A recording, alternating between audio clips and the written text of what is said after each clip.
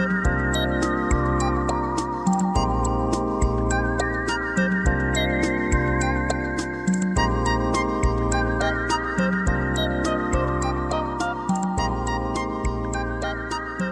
right, y'all. Welcome back to the Pretty Chill podcast.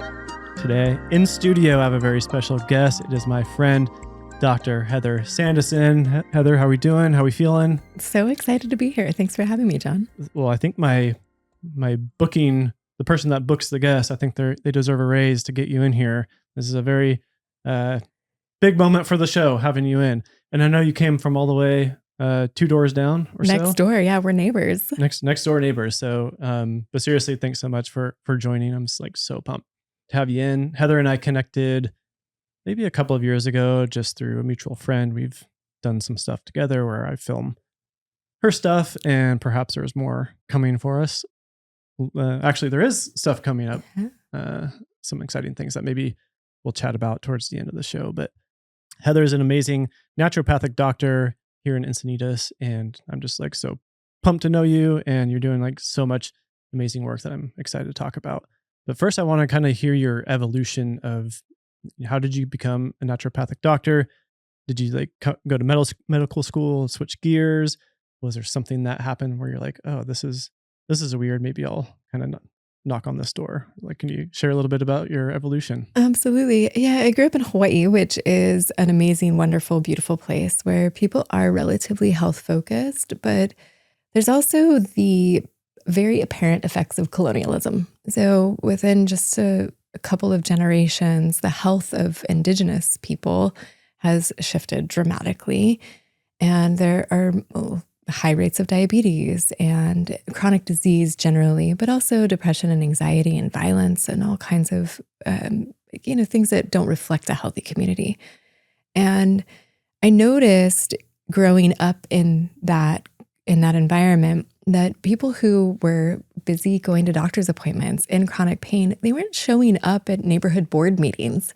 They're not actively engaged in community.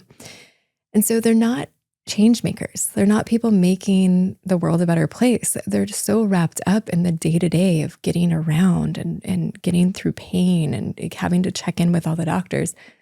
It's just not ideal, right? And I saw my role as being someone who could help support health generally and allow change makers to show up. So when I traveled, I traveled out of undergrad. I spent some time in Australia, and then I spent time in Asia and Europe, in Latin America, and I noticed kind of the same pattern of people who were unhealthy. It was hard for them to really show up and be entrepreneurs, be involved in community. It just creates this hurdle that's oftentimes insurmountable. And then when I looked forward, what was I going to do with my life? I thought, of course, medical school, right? I was planning to go to conventional medical school. And I ended up in San Francisco thinking I'd go to UCSF, the best medical school on the West Coast. And then through my own health journey I struggled with TMJ. I couldn't open my jaw for a while. And this was it was really traumatic. Mm-hmm. I couldn't eat. I was losing weight, and I was seeing MDs, and I was seeing dentists, and I was seeing psychiatrists, and I was seeing therapists. Like pretty much anybody and everybody who would see me, I was going to. I saw acupuncturists.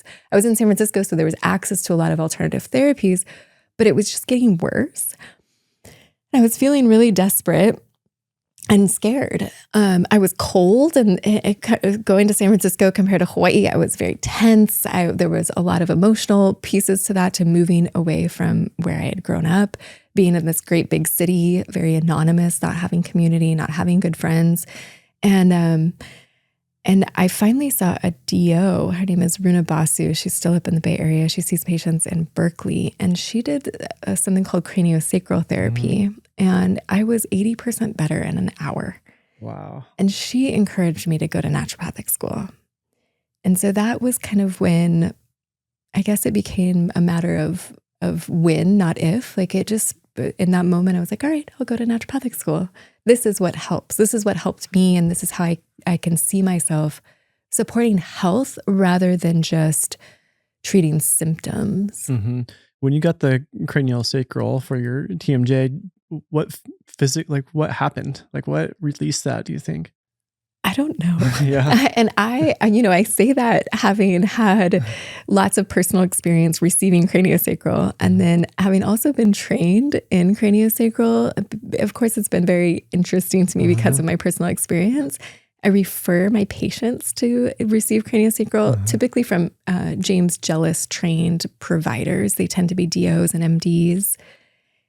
And there is some magic that happens when you use very light touch to understand what the fascia is doing in the system and also how the systems are interconnected, but particularly the nervous system. And getting into that rest, digest, and heal space, letting go of some tension can have a really profound impact on the entire body. Yeah, it's funny hearing these stories of people that they go to the doctor, or the traditional doctors and they have these issues for years and years and years, but they try one of these alternate therapies that when someone's explaining it to them, they're just like, well, there's no way that's going to work, or that's weird. But I've heard it feels like millions of stories of people that are just like, oh, I went in with this back pain and I came out and it was gone and it's never come back.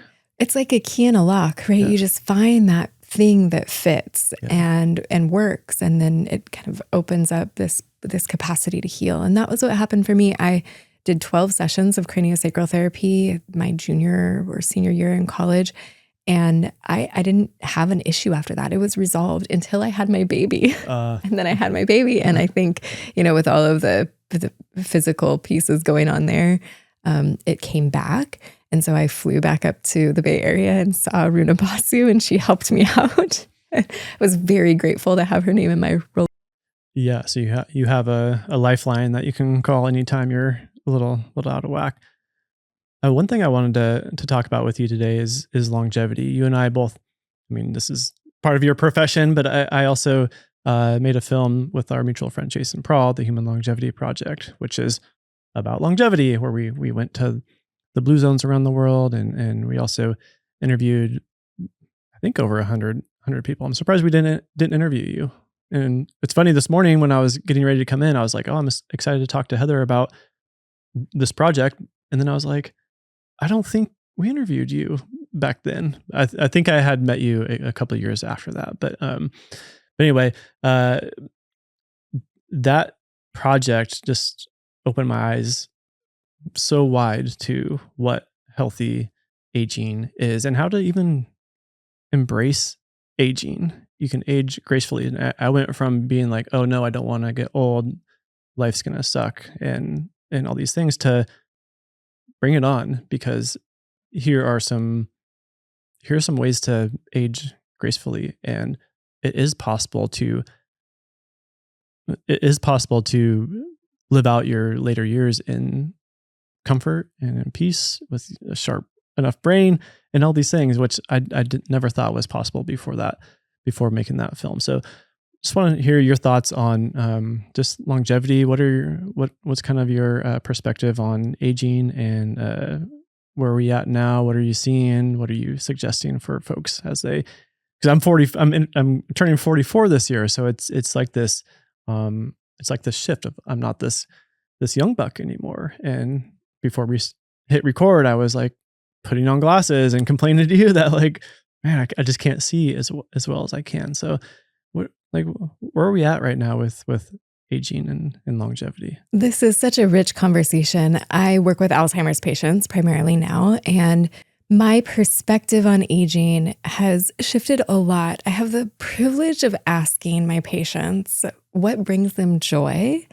and the consistent answers I hear are around connection. It's around family. It's around relationship. And I think I've always heard through my naturopathic training, we heal it together, right? We don't heal in isolation. We are a social species, and we really do best when we're connected to others. We know that isolation is a risk factor for dementia, but for all chronic disease as we age. And this idea that, we're here in Southern California, we're in San Diego, and I think it's amplified this youth obsessed culture, right? That what has value is youth. And that leaves, there's so much value in aging. There's so much value, wisdom, and experience There are perspectives that shift. There is this return on the investment of the long-term relationships, of parenting, of long-term romantic relationships that we then get to capture as we get older. And I feel like when we're so youth obsessed and aesthetically obsessed, we miss out on this incredibly profoundly meaningful piece of life, part of life. And that so many people dread getting older. And of course, having a chronic disease like Alzheimer's, I mean, it's terrifying. If you ask people what they're most afraid of as they age, it's losing their mind or their ability to walk. This idea that becoming dependent on others, losing the ability to take care of themselves, to be independent, losing the driver's license, losing their dignity. Right? This is really terrifying.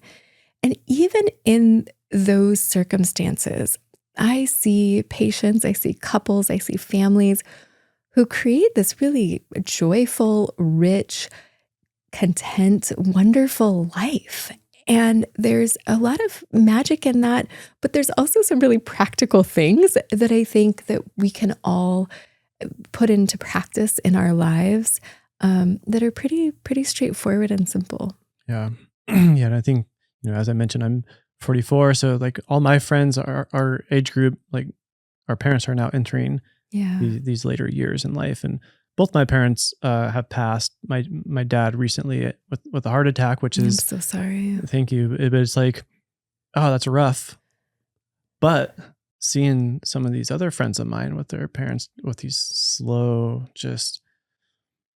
burn of dementia, Alzheimer's, it's like maybe I had it easy with the heart attack, right? It's such a fascinating question, right? And there's no one right answer for every family. I think, to your point with your dad passing so suddenly, aging is a privilege that's denied to a lot of people. Yeah. We are so fortunate when we get to grow old. Yeah. And then what do we do with it? What do we do with that time? How do we spend it? Mm-hmm. I think there are ways to grow old in a miserable fashion, right? Yeah. That's not hard. I've heard my grandma used to say, getting old is not for the faint of heart. I don't recommend it. But then I see examples of it being like the best phase of life. Yeah. These golden years really being incredible times where people get to enjoy the time with their grandchildren. They get to travel. They are really like reaping the rewards of the work that they've put into maintaining their health, to balancing things financially so that they have capacity, so that they're not stressed, and into these high quality relationships. Yeah, and that's one thing. That was one thing that really stood out to me on the longevity project that Jason and I did. Was we were in Japan and Greece, and you had mentioned earlier just the connections and support that we need, and just to see that the elders lived with the families, and that just like really stood out to me, because I think in America you're just like, oh, Granny's here, she's annoying me, she's asking these questions, and it's also like a pretty rare thing to see. But there, that's just their way of life. Is, hey, we have our elder who we love and respect, and they still contribute wisdom and all these things. And that was just like a huge takeaway for me. That, and also just the fact that the elders were, even if it just feels like a small sense of purpose, like working in the garden or something like that. Can you speak to some of these things that we might want to encourage our parents to keep doing in later in life, to not only keep their brain sharp or give them purpose, or just a hobby as they age? Yeah. So this bears out in Becca Levy's work. She wrote a book called Breaking the Age Code, but she also has done a lot of research around what helps people age gracefully. And with cognitive capacity, one of the things that comes up, and again, in Southern California, it's just so stark, the contrast. So Confucius societies, you mentioned Japan. So in Asian cultures, it's influenced by these Confucius principles, and it's honoring your elders is a piece of that, having respect for your elders. And what we see in those societies, as well as in the American deaf community, so most deaf children are born to hearing parents. And so they form communities amongst deaf people, and it's not always family. And they have a slightly different culture where they actually respect and admire their elders. And there's mentorship from these older participants in this community. And we see the same thing in both Confucius Society and in this American Deaf community, that people are sharper as they age, that they actually get stronger as they age. We sort of expect that there's this natural decline, and we take for granted that people, as we get older, that we're gonna have our senior moments, and that this is normal, or we're not gonna be able to do as many push-ups or sit-ups or whatever it is. And that's just not true. You actually can. There are Alzheimer's genetics. ApoE is the one that she looked at. But what we see is that people with ApoE4 status, who are at higher risk for developing dementia, if they are in the American Deaf community or in a Confucius Society, you negate the risk. It goes away. So, and she's also the researcher, Becca Levy, who showed that optimists live 7.5 years longer than pessimists, or I think maybe even than the general population. But anyways, it's this idea that life can get better as I get older, that there's still more to look forward to. And you actually extend your lifespan when you have that mindset. And we really have to be pushing against the grain a bit if we're going to be in that mindset, because when, like you mentioned, okay, well, what can we tell people to do, right? Should we tell them to garden? Should we have them play cards? Like, yeah, do all those things.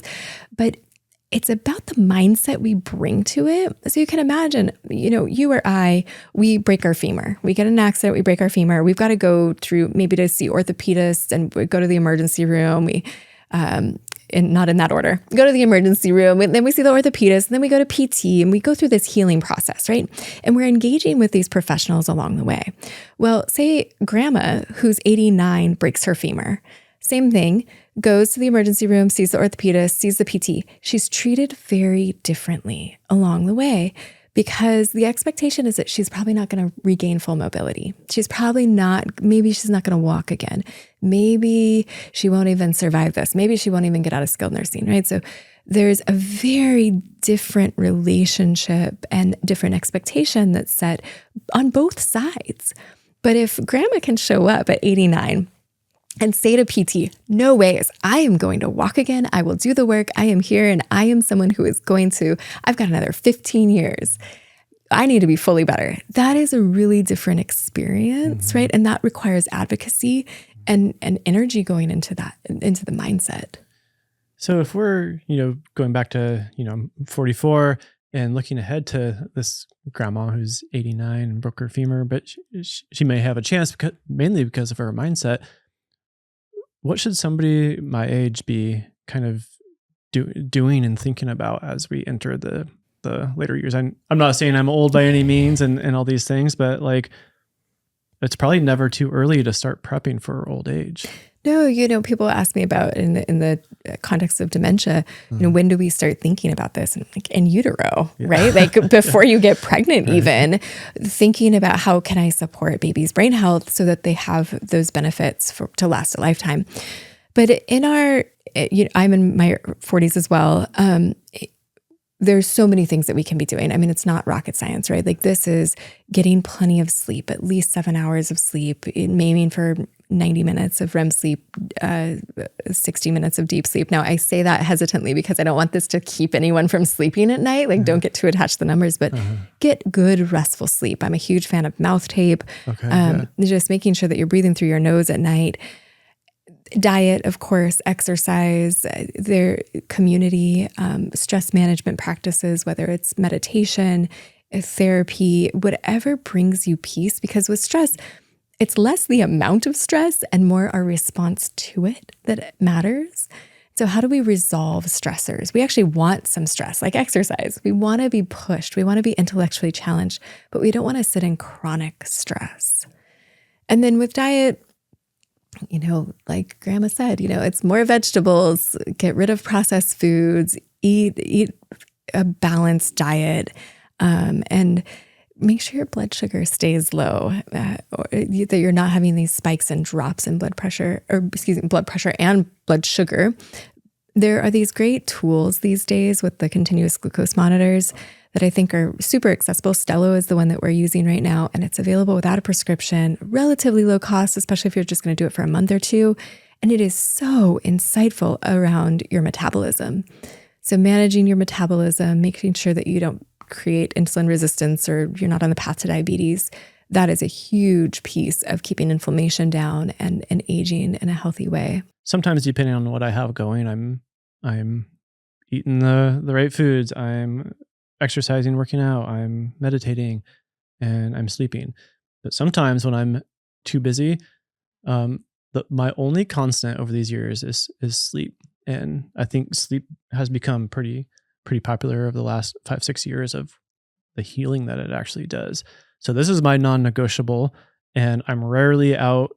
I mean, I'm usually in bed before 9 and sleeping like soon after, which has caused some tension in my social life.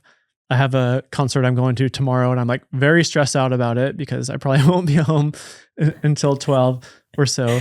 But this is something I mean, I guess aside from like new parents or whatever, this is probably the one easiest thing that everyone can do, wouldn't you say? Well, it's relatively accessible, right? Like who doesn't like sleep? I highly recommend just get good sleep. But I hear from a lot of people, hey, I hear you. I should be getting this amount of sleep and going to sleep earlier, whatever, but I can't sleep. I have insomnia.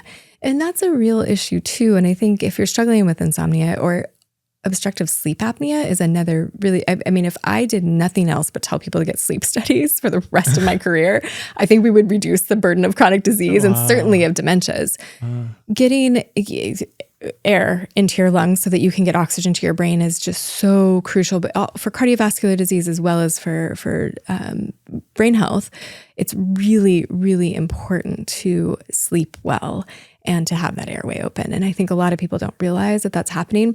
I think sleep is accessible to your point. And we all travel and we have things that come up, and certainly parenting happens. All of these things happen. And it's like, part of it is who are you? Like, what is your identity?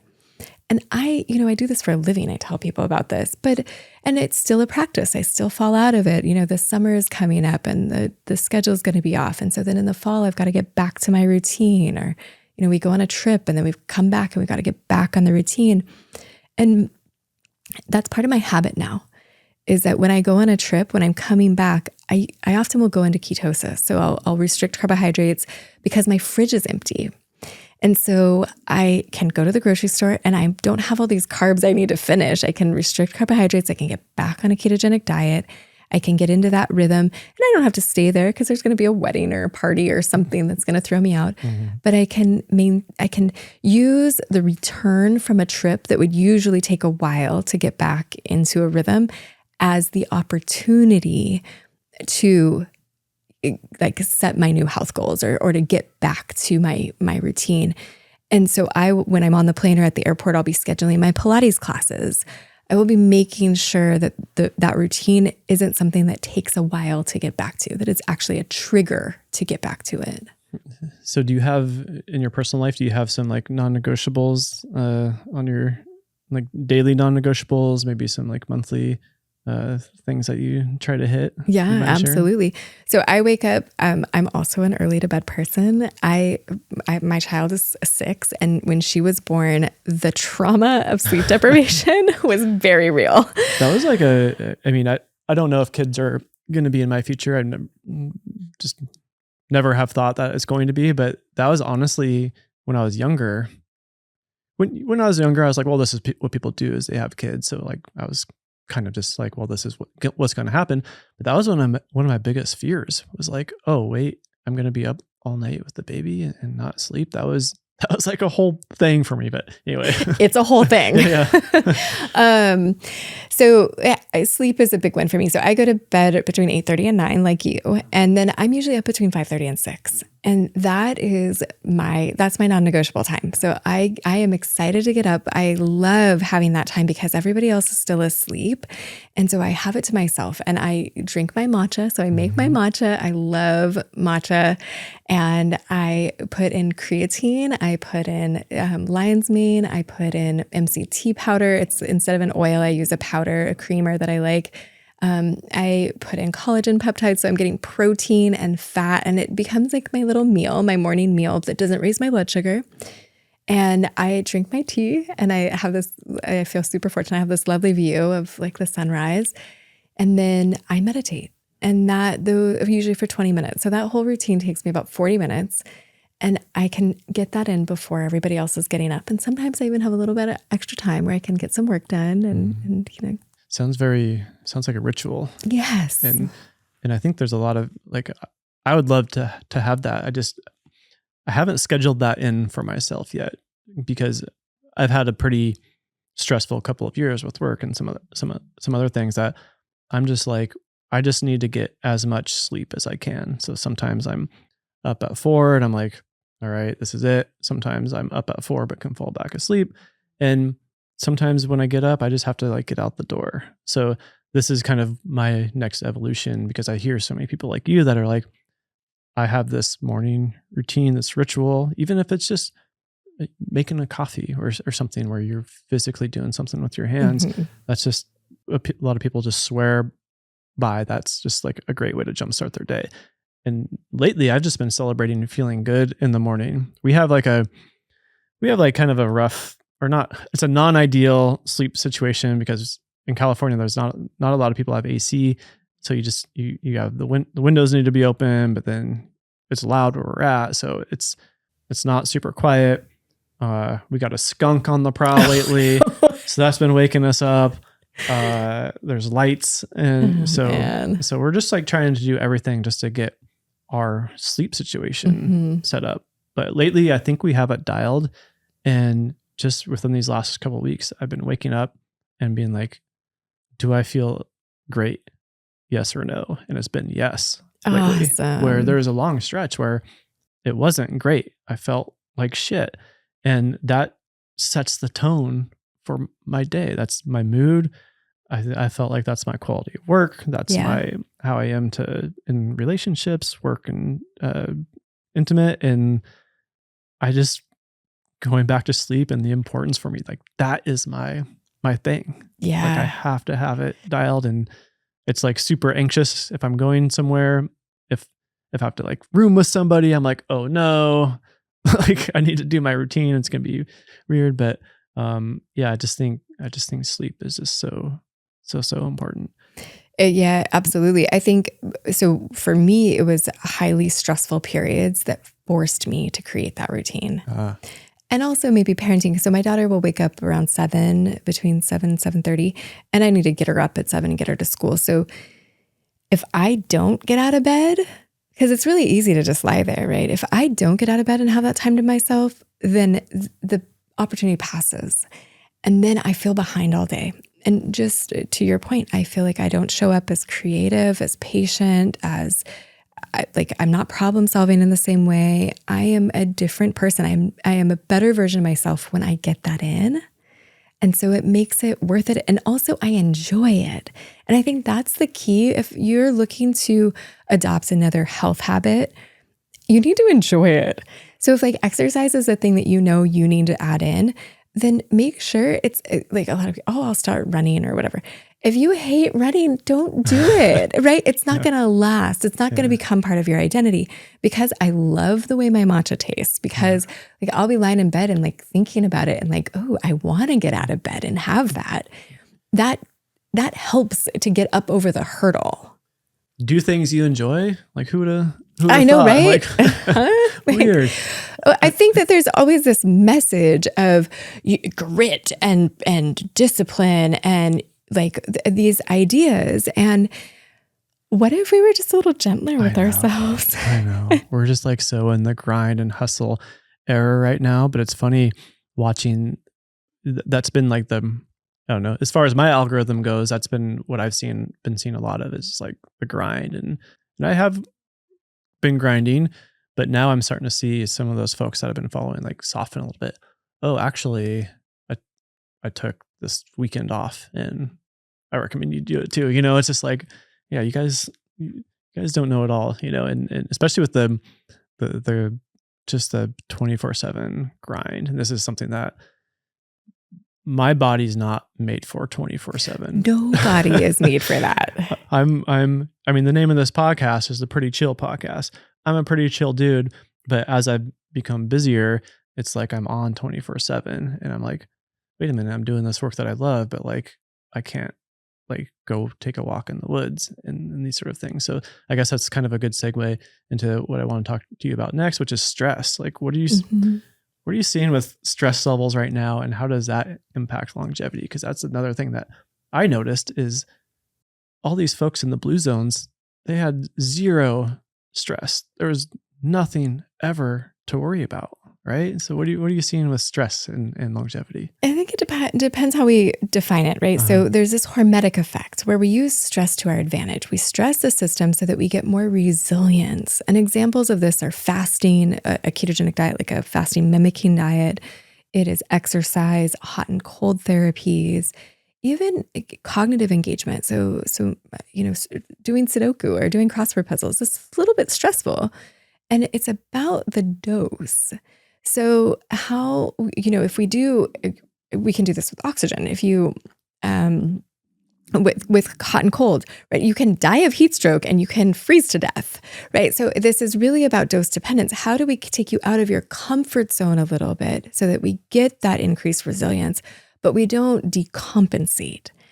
And so whenever you're in a stressful situation, what you look for is that when there's some outcome that you're maybe looking forward to, right? That maybe it's challenging, but if you fast, you're going to sleep better. So especially this fasting before bedtime, Mm. if I don't eat that bowl of ice cream before bed, which we are not designed for, right? Our evolution did not design us for these like tons of calories, fat and sugar together right before bed. Mm-hmm.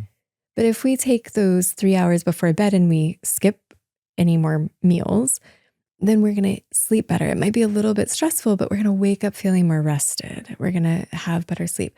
Or if we get that exercise, I went to Pilates this morning. There were definitely moments that I did not want to be there, that it was too much and I was shaking and I was like, when is this going to be over? And then she would say 15 seconds and you can push through that, right? And I feel stronger when I show up at Pilates. I feel more grounded. I feel better in my days when I have checked that box. So, the idea that the stress is not all bad.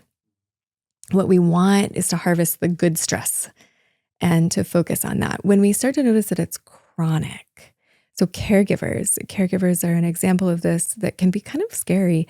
So someone caring for someone with dementia has a 2.5 to 6x risk of becoming a dementia patient themselves.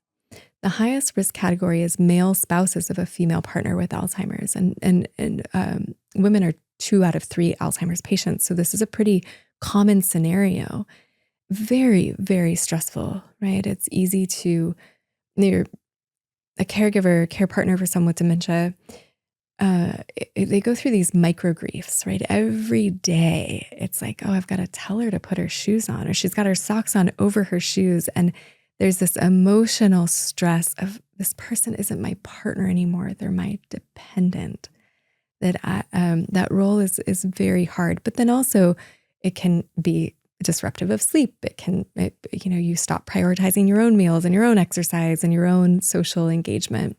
And so I think there's a number of reasons why caregiving is such a profound stressor that can really impact our cognitive function as we age. Whenever we've hung out or worked together, we've talked just about what you're doing here, but you also have this other, what should I call it, Marama? I don't want to say it's a project.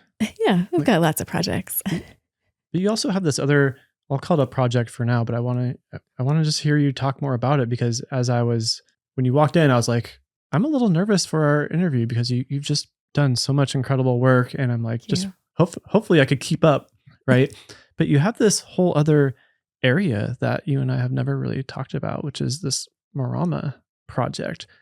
And I was, on your Instagram the other day and just looking at some things, and I was just like, this is incredible. And you and I have never really talked about it. Can you share what this is and what it's all about? Yes, but you mentioned Instagram. Talk about stress. Oh my gosh. Recently, I put Instagram back on my phone. So I don't keep Instagram on my phone since COVID.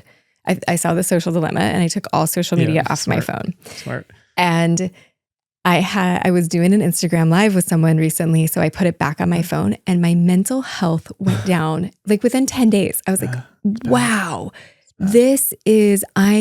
I'm comparing myself to other people. I'm scrolling at night when I should be going to sleep. It was so apparent in just 10 days how big of a difference that it had on my mental health. And I feel like I like do a lot to stay on top of it. So for other people, I can't even imagine. So talk about stress. Take that stress out. We're just kind of all screwed, I feel like, because all that you said, I'm 100% aware, but I can feel myself like, okay, I'm taking a break from the phone, set it down. 10 seconds later, I'm like, just like reaching for it. And I just open it and then I just say, oh, what's this? And I'm like, oh, I just looked at this 10 seconds ago. There's nothing new. It's bad. And even the awareness around it isn't enough. Like you have to take some drastic actions to figure something out. It's designed to keep us picking it up and looking at it. It is wild. Yeah, but Social Dilemma, amazing, scary documentary. Yeah. And it's I wish I could say it felt like it changed more for people, but we need it like relaunched every year. I will say, before you get into the next part, I will say that when I was on your social media at the top, I was like, oh, these are some good looking videos. And they're the ones that you and I shot a while ago. And I'm like, oh, well, at least now they're becoming we're putting them out there. They're on the website, but now they're on, yes, thank goodness. I have a team that helps with all that. So I don't have to be super in it. But so my projects, I started out as a naturopathic doctor, not imagining that I would go into Alzheimer's dementia. I actually was told there was nothing you could do for dementia when I was in training. That was the wisdom 10, 15 years ago. And then I had the privilege of seeing Dr. Dale Bredesen, my mentor, at a conference, and he started talking about how using these naturopathic principles and functional medicine, when you stack them all together, you actually can see changes in neuronal health and in outcomes in people's cognition, measured cognition. And this was super intriguing, even though I was very skeptical of it. And I signed up for his training, and the timing, I mean, John, it's so weird. Like the serendipities that have happened, I cannot explain.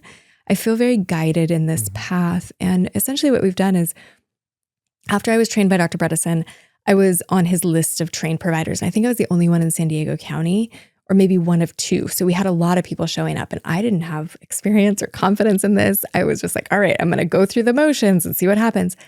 And so many people got better, and they didn't just get a little bit better, they got way better. And we see, we can't guarantee outcomes. We see a range of responses, but we have pretty high degree of confidence. After I had this opportunity to do some research, we saw that 74% of participants who were in our research program over 6 months improved their cognition. And they were people with measurable cognitive impairment. They were either had a diagnosis of Alzheimer's, or they were on their way to that. And we see this in Dr. Bredesen's research and Dean Ornish's research. This is happening through lifestyle medicine, through precision-based functional medicine. We're seeing these outcomes. It's really inspiring and amazing. At that stage, right after being trained by Dr. Bredesen, I had none of that confidence. I did not know any of that, but I was seeing people get better. And my original story was like around wanting to see change makers be able to show up in community, be able to contribute to solutions. And I believe that generation, our elders, like we need them. Yes, there's all the excitement and enthusiasm of youth, but grounded in experience and wisdom, when generations can collaborate, I think we have access to much more like practical, much more solution-based kind of like projects. And so that's a big part of my why. Is like, I would love to be getting that intergenerational wisdom transfer and not be losing so many people to complex chronic disease as they age, particularly dementias. So when I saw this happening, I was just like, wow, I need to be able to tell as many people as possible. Yeah. And it just, over the course of a couple of years, I had the opportunity to do the research project. I had philanthropic funding to do a clinical trial in my office. And then I also got support to open Marama, which is a residential care community for the elderly, where we created an immersive experience in Dr. Bredesen's approach. And that has been really, really special. I owned and operated that here in San Diego County for 5 years. And I decided to collaborate with large, I was basically, we were piloting this other project, and then I kind of parallel tracked them. One where I owned and operated, and then there's another community in Kansas where they have a big campus of assisted living, independent living, and then memory care. And we took over one of their memory care communities, little neighborhoods. And that collaboration ended up being really, really rich and amazing. So where I wasn't owning and operating, which is a whole skill set in and of itself, I just got to implement our programming with a community of professionals and staff and really incredible people who know that space really well. And so we've decided to go with that model and expand that across the country. And so we're in talks with 5 or 6 different big communities in the Northeast, in Texas, and in Southern California. So at the Marama locations, what separates themselves from, another place that might house Alzheimer's patients or the elderly? What are you guys doing that's special and cool and all these things? So a part of it starts with the mindset of moving in and expecting to get better, not worse. So many people move into a memory care community and they definitely, that is just a place to keep them safe until their demise. And often people move into senior living in general and they're like, all right, this is the last stop. This is it. Yep. This is it. And at Marama, our goal is for people to move back to their families with more capacity, maybe even back into independent living. So our goal is for them to have more capacity. And again, results are not guaranteed. We have our highest confidence is when people are earlier on in the disease process, right? This is just like you have higher confidence when someone has stage 1 cancer versus stage 4, right? The earlier on in the disease process, the higher our confidence. The more someone dives in fully to the program, which is part of the reason behind Marama, it's immersive. So you don't have to make that decision every day to not have cereal or toast, or you just get a healthy, vegetable-forward keto breakfast full of eggs and broccoli and all spinach and greens and all of the good stuff served, and it tastes good. Right? When you have that, when you can dive into that immersive experience, you don't have that constant decision making of feeling like you're deprived or having to come back to like, oh, okay, I guess I should try to get to the gym today. It's all right there. So in our communities, we have staff that are trained to walk you through a brain healthy lifestyle throughout the day.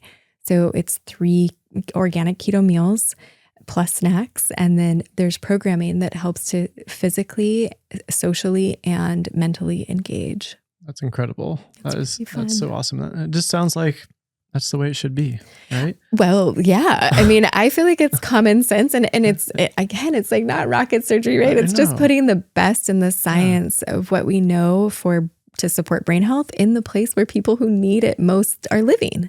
That's incredible. And our goal with these collaborations is to expand it so that it's not just in memory care that we're doing this, but there are people who are maybe starting to notice changes in their memory who are still in assisted living or still in independent living, and we can get them access to the programming and the diet as well.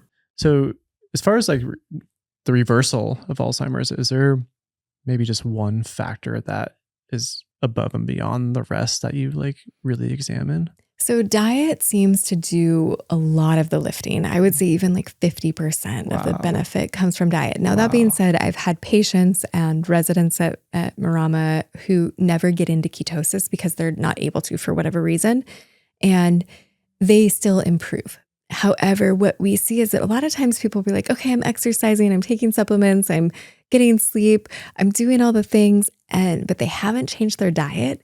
And then they change their diet and they go, oh, wow, that was the missing piece.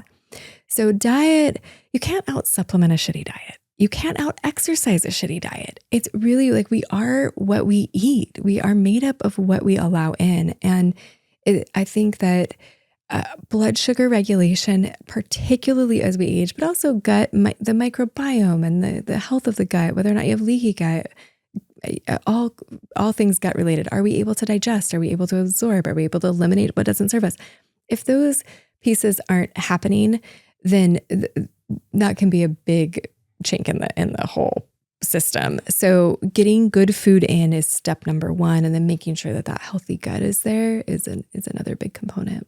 Amazing. And you can learn all about this. Heather wrote a book, Reversing Alzheimer's. haven't yet read it, but it's on my list. It's been We in could my get you the Cliff's Notes. it's been in my cart for ever since you released it last year, I believe. Last June, yeah. Last June, right? So please go get that book. I know I got to get you out of here, but I wanted to ask you, do you have any just favorite case studies? Just ones that you just like hold on to so tightly that you're so just enamored over. Yeah, well, actually, I'm launching a podcast next month, the Think Well, Age Well podcast. Thank you for your help with that. Of course. And a lot of those stories, I'm interviewing the people who have lived them. Jerry and Nancy joined me last week, and I just adore them. They live in Rochester, Minnesota, which is right next to Mayo Clinic, like one of the best medical institutions on the planet, right? And they went through the process. They also have 6 kids. And so he got a diagnosis of Alzheimer's, Jerry did. And they went to Mayo, of course, because it's right there. And twice he wasn't eligible for the studies that he was hoping to get into. So they would, their hope would build up. And they're entrepreneurs. They are people who are like, we can do this. No matter what, we are going to figure this out. It's going to make us stronger. It's going to make us better. We're going to do this. And so they were really invested, and they'd get their hopes up, and then they'd learn that he wasn't eligible for the study, and their hopes would just crash. And then there was another study. So they applied for that. And then again, he wasn't eligible. And so they had in their back pocket, like, oh, there's this Bredesen stuff, and oh, there's that Reversing Alzheimer's book, but they weren't going to look at that until they like got through these trials. Mm-hmm. So they didn't get into the trials, and it was kind of their last resort. They're like, threw their hands up. All right, I guess we got to do this thing and do the work that it takes, because it's not a magic pill, it's not a magic IV. It takes work, and so they did. They signed up I have an online coaching program because they're in Minnesota. So they joined the program, and they heard from people who had been through it before them, and they started kind of getting a little bit more hope. But they were measured in that because they'd been through the hope and crash cycle a couple of times. Mm-hmm. And then they finally decided to get Jerry into ketosis. And I mean, I'll never forget Nancy being like, it worked. He's back. I have my Jer back. And they had told all their kids, that he had this, and it was really emotional. And the kids were like, oh, like Dad's different. He's getting better. And they've really put in the work. They have created a life that prioritizes his brain health, so that he is getting the exercise, he's doing the red light therapy, he's doing some contrast oxygen therapy, he's in ketosis, they are walking together, they have a very strong faith practice, they have all these really sweet kind of ways of connecting with each other and making sure, like, hey, are you hungry? Are you tired? Are you, what's making you agitated? Mm-hmm. And having a lot of compassion for each other. They laugh a lot. They're very joyful. And it was super sweet because Jerry's like, I think I want to do another project. He's retired, right? Uh-huh. I think one of the sons owns the company now, or runs the company now, and they've done property development. And he's like, all right, let's do another development. Like, he is back. This guy is back. And it's really sweet to see. Well, it just shows like never lose hope. And as all these things keep developing, like there's a chance, like just never give up. We have gotten, I mean, it's crazy because I did the training with Dr. Bredesen in 2017. It's only 2025. Like, it hasn't even been 10 years. So advanced already. And we have changed so much. We have learned so much. The testing has changed. There is just so much to be excited and hopeful about. And it's not just hope, right? Like, the hope is helpful, but it's outcomes. We see people improve. Yeah. And 20 years ago, I mean, it's almost like that's it. You're done, right? Oh, yeah. I mean, sooner. People would, just 10 years ago, people would say, well, I don't want to know my ApoE status, these genetic markers for Alzheimer's. And I was like, fair enough. Like, it's just going to keep me from sleeping, which is going to increase my risk. Right. I was like, I get it. And now I actually think it's the opposite. It's like, we want kids to know their ApoE status, that we want them to know their risk, because they can make such different decisions. I have a patient that I saw last week, and her dad worked as a firefighter. He has Alzheimer's. So he had the shift work, right? He was up at night. His sleep was very disrupted. And she's a nurse. She was an ER nurse for 15 years. And she's ApoE44 as well. And so they chose career paths that amplified the risk rather than reduced it. And I hope that now for her children, knowing that they have at least one copy of ApoE4, they're going to avoid work like that, avoid sports that increase your risk of traumatic brain injuries. There's a lot of decisions, very practical decisions that we can make early on that reduce our risk. Amazing. Okay, so you have the podcast coming out pretty soon. I know we're going to be producing a bunch of those episodes together, which I'm like so excited. And I guess I didn't know that it was going to be some case study situations, which I love a good case study. So we have so many powerful stories. I feel so grateful to my patients who are willing to share their stories because it's very personal. It takes a lot of courage. Yeah. And, they're not the regular podcast guests who've had a bunch of practice and stuff, but they're sharing these deeply personal, really inspiring stories. Yeah. I've done some kind of behind the scenes case studies with some doctors that you may know, and just people fly from all over the world and just seeing that behind the scenes. But there's part of me that's just like, oh, I just want to get this out to the real world. It can benefit so many people. Yeah. A lot of these are so just strict and for a membership or something. So they remain kind of tucked away. So I think anytime you can get a case study like what you're going to present and people can be vulnerable and share their stories, it's going to only benefit the rest of us. So well, and I feel like people say like that I'm an expert or whatever. I don't feel like the expert. The experts are the people who actually have lived it, right? They have expertise of the experience, and that it's different hearing it from me when, sure, I've learned a ton, of course, but when you get to hear it from somebody who's like, I was diagnosed with Alzheimer's and now I'm like going back to work and ready to take on projects.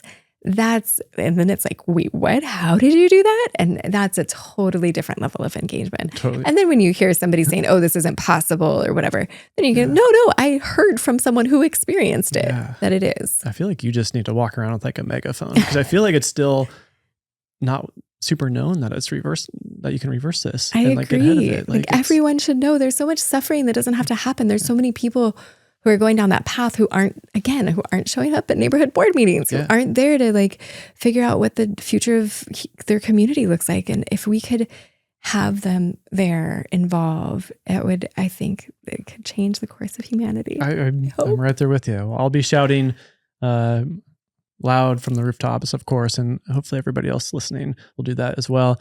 Last question. I wasn't going to ask you this, but we'll just see how it goes. So you're not really on social media, but I love talking to doctors when, because everybody's an expert now. There's all these influencers who have the followings and they're the expert. Here's what you want to drink. Here's what you want to eat. Here's this or that. Do your eyes literally roll back into your skull when you see some of these people giving medical advice to just the masses that is just so off base, or are you just not even tuned into some of that stuff? I'm sure some stuff comes across your radar because I'm obviously not a doctor, but there's some stuff that I'm seeing and I'm like, dude, you're blasting this to a million people and this doesn't apply to probably half of them, but because he has such a big influence, people are going to go get this product. Mm-hmm. They're going to try this in the gym. They're going to eat this diet when it's not the right one. So I was just curious if you have any reactions this day and age when you see some of these influencers giving this possibly bogus advice. Yeah, it's such an interesting conversation. And I really appreciate your perspective on that. I think that, what we come back to over and over again around Alzheimer's is like, it doesn't work if you don't implement it. And it doesn't, like what we were just discussing, if nobody knows about it, then nobody gets the benefit. And I think that while there's both good and bad in this, right? In this influencer kind of culture, in that there are influencers out there who they're marketers. Like, let's be real. They are marketers. They have millions of followers and they have figured out how to market. They're all there to sell something, right? They've got to sell something. Otherwise it's not worth their time and the production costs and everything else, right? I feel very grateful that that's not the point of what we're doing today. But most people are out there to sell something, and not all of it I think is safe and not all of it is well-founded. And do I worry about snake oil? Absolutely. And yet there's also a difference in the conversation that we're having because of this influencer culture that I don't think is necessarily all bad. And there's been a big shift in how we think about health. And also, it's in the context of modern American healthcare failing us completely in the insurance system, the hospital systems, the wait times, the cost, the pharmaceuticals, all of it is a farce. Like, it is so bad. Now, if I get in a car accident, please take me straight to the nearest emergency room. Of course, I think when there's acute trauma, that's exactly where you want to be. If there's a heart attack, that's exactly where you want to be. But in the context of complex chronic disease, the healthcare system has failed us. Yeah. And that's what we have the most of. And so I do think that there's an influencer culture that has supported people taking back control of their health through diet and exercise and common sense, practical things that actually are relatively healthy and safe. Now, the scary part is where does it cross that line of like, when is it like, yeah, you need to discuss this with a provider. If you're taking certain supplements, they might interact with medications. But I think, the healthcare system has kind of shot itself in the foot, because most people that go back to a provider and say, hey, should I take this magnesium? The provider's like, no, don't do that, because they don't know anything about it. So they're not well trained. Rather than saying, rather than working with someone and having it be more collaborative, they're shutting a lot of things that could be potentially helpful down. So it's a nuanced and I think very complex issue that you bring up. And I share your concerns, but I think that there's also some good in it. Yeah. No, I'm glad I asked. It's kind of if they're encouraging movement and all these pretty common sense things, that's great. And more of that. It's just the ones that are, because everyone seems to need a different diet or whatever in their life. So that's when I'm just like, it's not one size fits all. Yeah. But I think I liked how you put it, that they're just kind of raising awareness, and it doesn't all have to be coming from your medical doctor. And don't even get me started with the system and the insurance it's a mess. So I'm glad I asked, and now I'll kind of have a different perspective when I'm doing my scrolling and see these folks recommending certain things. Yeah, I think it depends on who's in your feed, right? Yeah. All right, Heather, I know you gotta go. You gotta go continue to fight the good fight, save the world. And I'm just like so proud of you and all the things that you're doing. And I hope everybody that is listening is just like blown away by the work that you're doing. And I'm sure there's quite a few people that are new to just the idea of reversing and preventing this. Because honestly, before I met you, I'm not sure I heard that. So just again, thanks for all your work. Please check out Heather's book, Reversing Alzheimer's. The podcast is, when are we releasing that? Is that June 2025? June 2025. Do you know it's June 2025 right now? Sometime this month. And what's the name of the pod? Think Well, Age Well. Well, Age Well podcast. How else do you want people to get in contact with you? drheathersandison.com if you want to learn more about all of our offerings and how we can support. John, I feel pretty chill.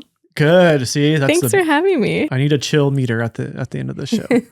All right, Heather, thanks again so much for joining me on the PCP. Thank you all for listening, and we will see you in the next episode. Peace.